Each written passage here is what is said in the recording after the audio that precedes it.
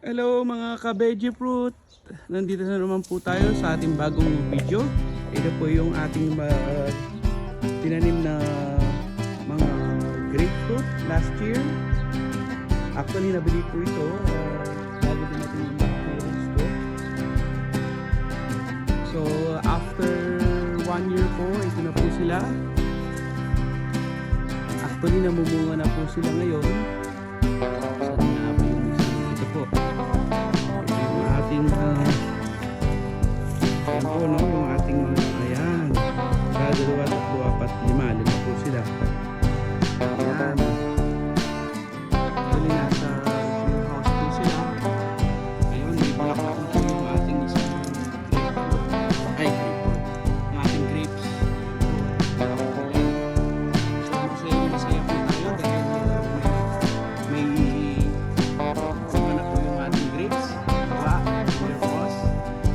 God's grace, patuloy po yung kanilang bulaklak. Ayan, ito po yung isa. Ayan, nabili ko po ito ng $34 bawat seedlings. Malaki na po sila. Ito po yung isa. Ayan o, wala na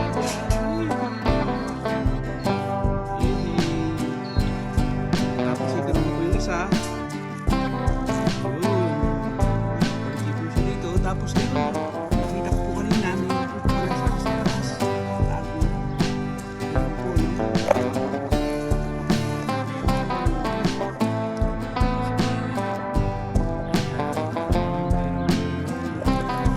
Tapos yung maliit po na mga grapes, yung tinatawag na, nga po natin ang tawag dito, yun, yung muscat. Muscat po. Ito po yung bunga po niya. Actually maliliit po naman po ito.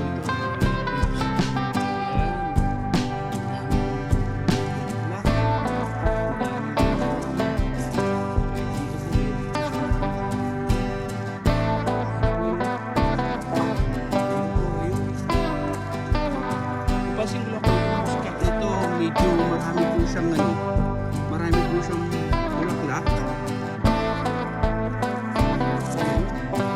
Kahit sa ilalim meron po siya.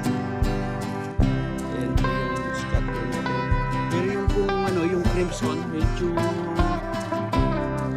wala bakit madalang lang po yung kanyang mga bunga. Pero malalaki po yung mga bunga ng crimson.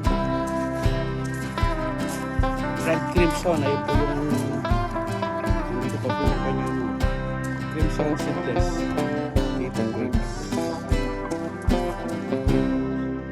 Yan. Yan. Mga ka-veggie fruit. Tama nga yung sinabi ng lolo ko. Kapag may tinanim, may ahanihin.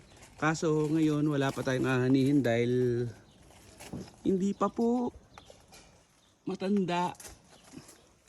Finger cross nawa.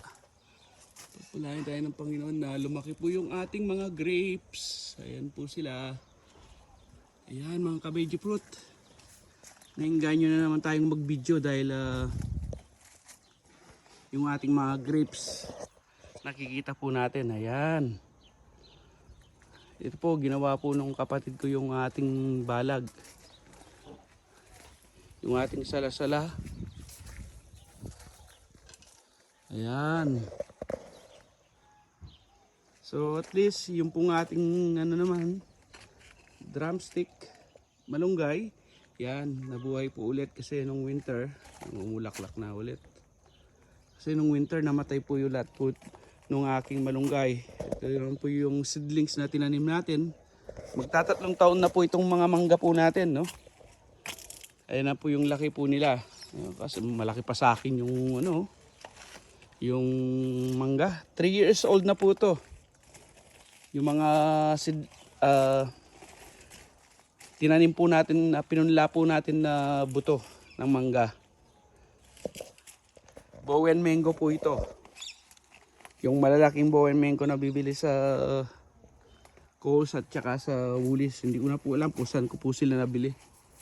Either Woolies or Coles. Yung malalaki pong nabibili po natin doon. Ayan.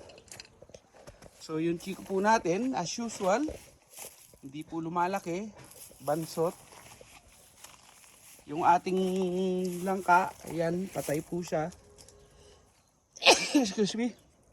Nung winter, pero ayan po, nagsuli na naman po siya. Ganon din po ito. Tinanggal ko na, pinutol ko po yung mga natuyo na dahon. Ayan, nagsusuli na naman po siya ulit. Tapos yung ating makopa, ayan. Totaling lanta po siya pero tumubo na naman po ulit.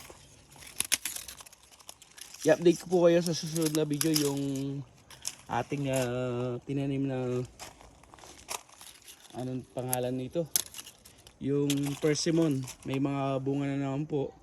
Tapos yung ating tinanim na anong tawag doon, yung nilalagay sa cake, yung cherry, may bunga rin po yung isang cherry po natin. Hopefully next year mag-blossom na po ulit yung mga cherry po natin, no? Sa susunod na vlog po, i-vlog po natin yung cherry natin na namunga. O sige po mga ka-veggie fruit, hanggang dito na lang po. Hanggang sa susunod. God bless. Bye bye.